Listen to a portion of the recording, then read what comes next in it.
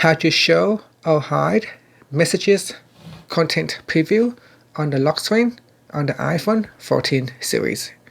First, let's go back to the home screen by swiping up at the bottom of the screen. And on the home screen, tap on Settings. In Settings, swipe up to go down and tap on Messages. In here, tap on Notifications.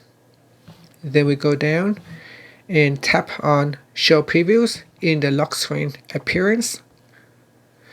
Now, by default, it is set to always. You can choose when unlock or never.